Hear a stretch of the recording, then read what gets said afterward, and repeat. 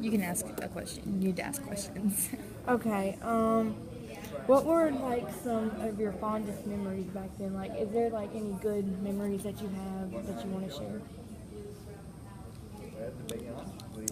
Well, we had a really, really good life. Our family was close, and as I said, I grew up with these cousins, and I guess one of the funniest things that I like to tell is that my dad had an old hound dog, and when we were learning to cook, we found a donut recipe one day. So Rita and I made up this dough, and we tried to cook it, and it was terrible. So after dinner, we took it out and threw it out to this old hound dog, and of course he just opened his mouth and took it right on. Yeah, he liked that. Yes, and then he worked and worked. He couldn't get his mouth open because that was sticky stuff and had his mouth shut. You know, he would work, and in his mouth would fly open, and then he would close his mouth back, and then he couldn't get his mouth back open. So that was one of the funny experiences that we had.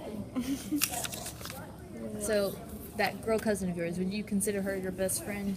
Back then, she was really, really a good friend, and then later on when I went to school in high school, then I had another Marguerite. Tell us about her.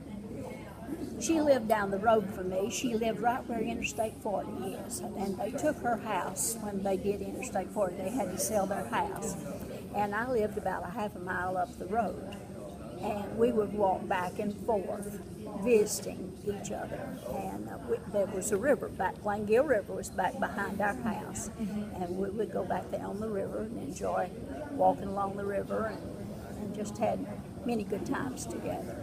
What were